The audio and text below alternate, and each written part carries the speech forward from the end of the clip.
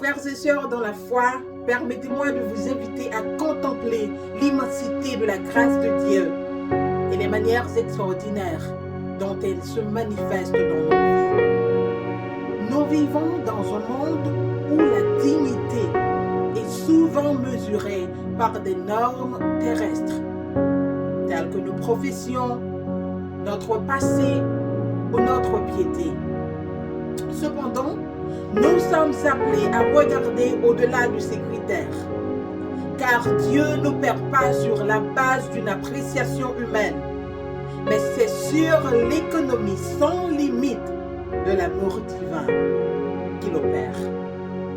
Explorons ensemble 3 points clés, basés sur la vie de 2 femmes des Écritures.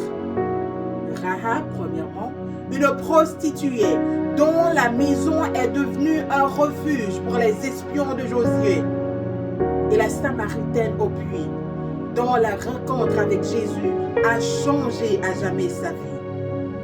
Ces histoires convergent vers un thème central. Dieu est le Dieu des indignes, et sa grâce transforme les vies les plus inattendues. Sa grâce, je vous assure, a changé ma vie.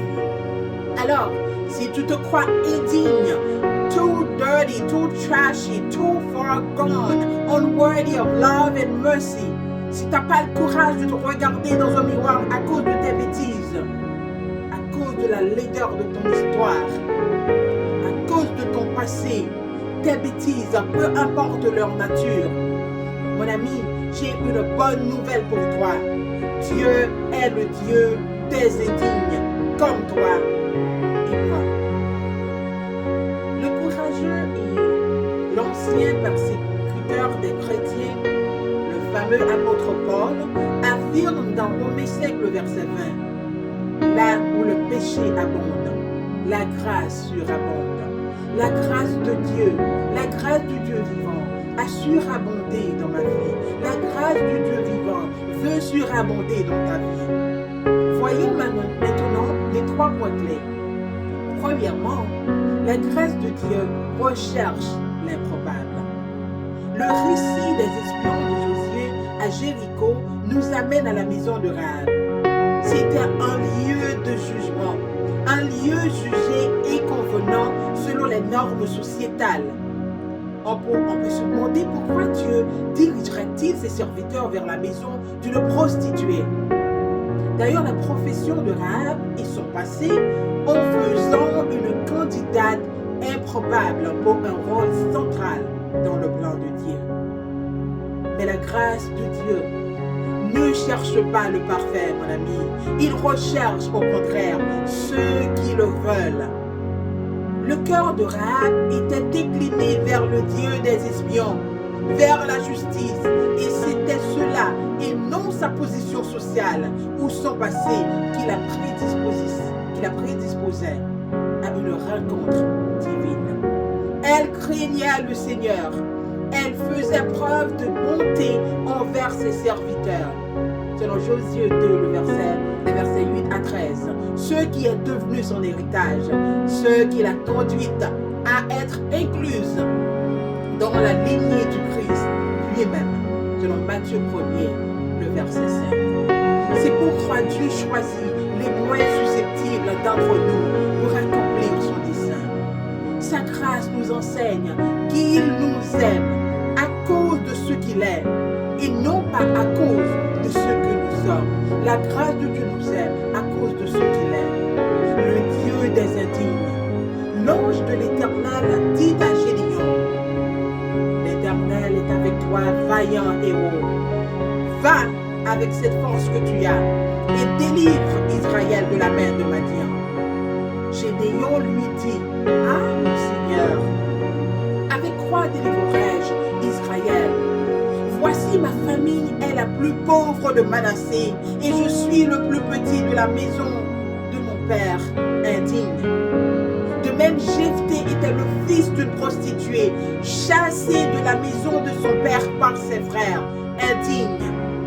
Mais la Bible nous dit que l'Éternel était avec Jephthé.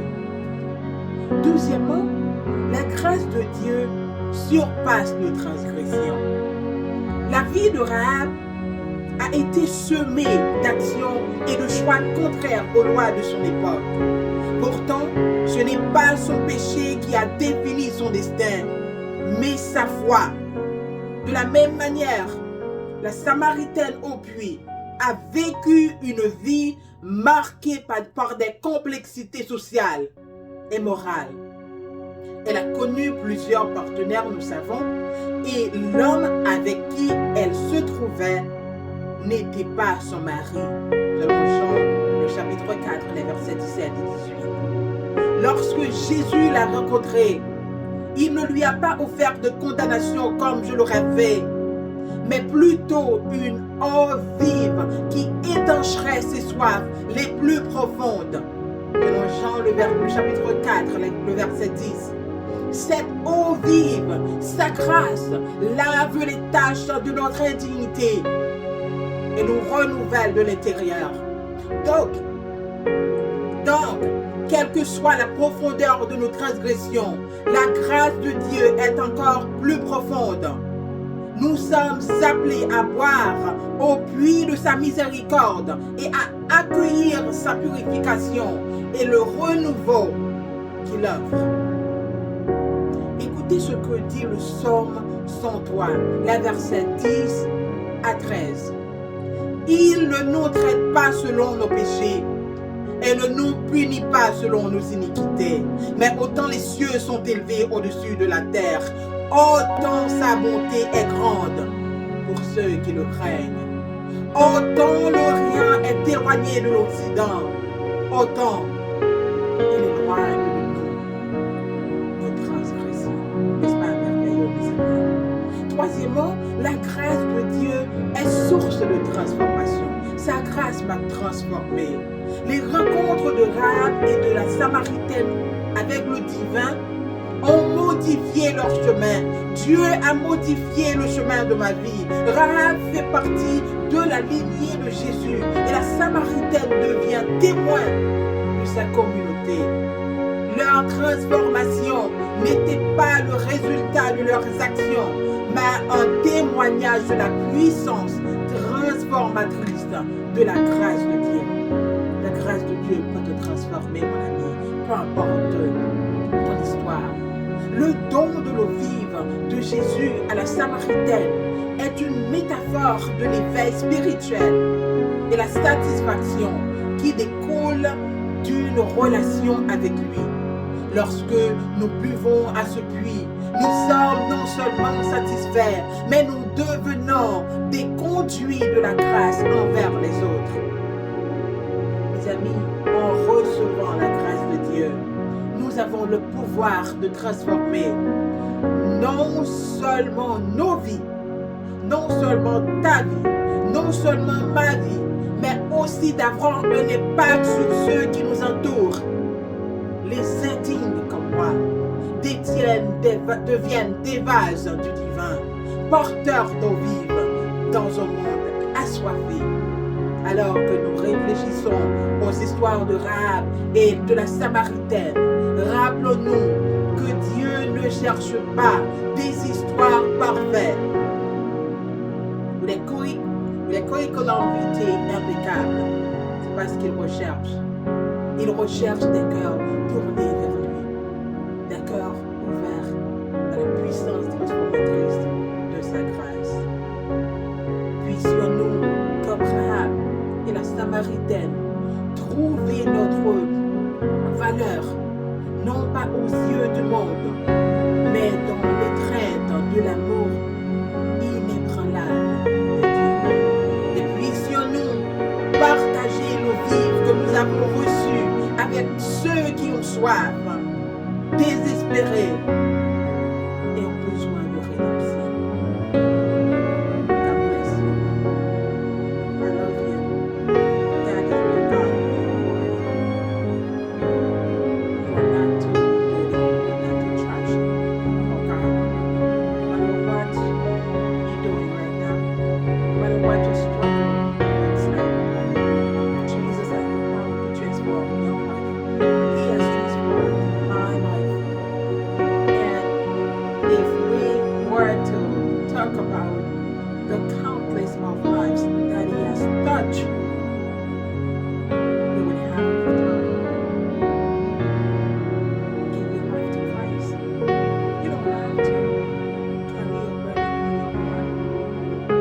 You don't have to listen to the voice of the enemy who wants you to believe that you're not good for God. The devil's a liar.